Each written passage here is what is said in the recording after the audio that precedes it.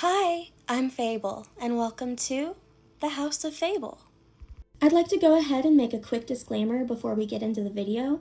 I am not a psychologist. I am just an autistic woman who enjoys analyzing characters for enrichment. Please do not take anything I say as an actual diagnosis. Toga's nature horrifies people long before her actions do. So, how did Toga become a villain? In my opinion, there's two potential primary psychological frameworks that explains her actions based off the things we see in the show. Primarily seasons 1 through 4, which are the ones we'll be analyzing today. This is specifically a psychological and philosophical analysis, not a morality debate. So, what is Toga psychologically? Because before we can ask whether or not Toga is evil, we first have to ask, what happens when someone is taught they are monstrous instead of teachable? Option A views Toga primarily through the lens of environmental conditioning. A child repeatedly taught that her natural impulses made her inhuman. Toga immediately unsettles people, not only because of her violence, but because her desires themselves are viewed as wrong. Society consistently reacted to her with fear instead of understanding. She was forced into repression and emotionally isolated from a young age. Under this framework, we are going to explore the possibility that Toga may exhibit sadistic personality traits.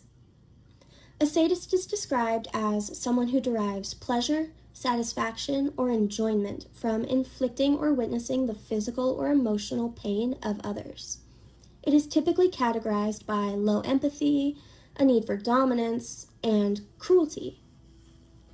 However, impulses are not choices. Actions are choices. And the ability to regulate actions is shaped by environment, support, shame, identity formation, and emotional education. Even people with sadistic tendencies can learn regulation and ethics. Of course, these traits are hard to treat and deeply rooted, but with professional help, they could be managed. For instance, they could get official behavioral training that teaches ethics and logical consequences. They can get cognitive behavioral therapy to help them recognize and control their impulses, and they can learn to channel these impulses into safer avenues such as creative outlets and virtual environments. The tragedy is, due to society's biases, she was never given these opportunities. Society didn't just hurt Toga, though. It hurt itself. However, environmental conditioning may not fully explain Toga's behavior. There is another psychological framework that I consider worth examining. Let's start with discussing the potential biological responses I theorize may come with her quirk in this option. In this theory, I believe her brain's evolutionary alarm, which links the sight of blood and bodily fluids to containment and danger, has been naturally bypassed in order for her quirk to be best used without fear or disgust. It's also possible that her body requires her to drink blood, potentially for the extra iron, and that her essentially being starved of this caused a nutrient-specific hunger frenzy, otherwise known as the instinctual drive to consume the exact nutrient that the body is missing. In this framework, she probably always craved blood instinctively. She was just never allowed to have it. The longer she was forced to suppress those urges, the more they may have developed into a dysregulated instinctual drive, rather than a manageable impulse. In essence, what might have once been manageable became distorted through years of shame, fear, and repression, twisting a strange instinct into something desperate and uncontrollable. However, instinct is not morality. Toga also displays traits commonly associated with autistic coding. I would quickly like to state that I am not saying autistic people become villains. For example, like I mentioned in my previous video, I also believe Aizawa is autistic. In specific, she demonstrates high masking behaviors, intensity, hyperfocusing tendencies, a lack of social norm understanding, and a blunt communication style. Society responded to all of her differences, both neurodivergent and biological with her quirk, with fear. Her parents were horrified by her quirk and her special interests. Canonically, they hit her, accused her of being demonic, and forced her to mask and repress her traits, feelings, and interests, all to appear more normal.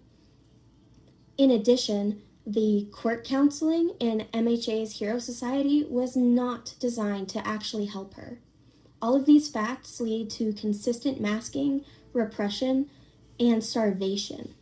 When all of those things erupted into the hunger frenzy that caused her to attack her classmate, well, society and her parents reacted with fear and disgust. Her parents even disowned her, calling her inhuman. This, of course, was Toga's official breaking point. Toga stops being able to emotionally process the world in a healthy way. Whether it's caused by dissociation, emotional detachment, identity fragmentation, or some combination of all three, the result is the same. She stops seeing herself as fully human.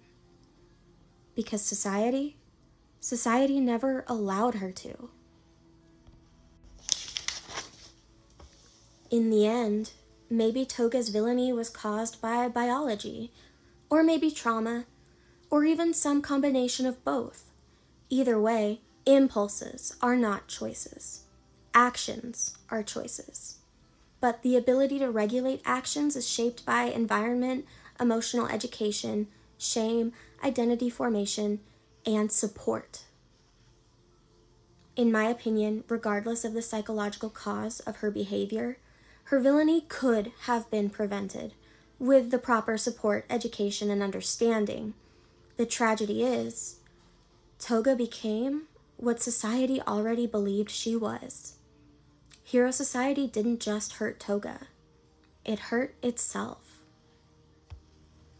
For anyone interested in the chaos behind the scenes of my analysis projects, I'll be posting pictures of my handwritten notes over on my channel Instagram at House of Fable Analysis, about a week after this video goes up.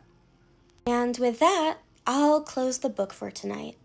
Thank you for visiting the House of Fable.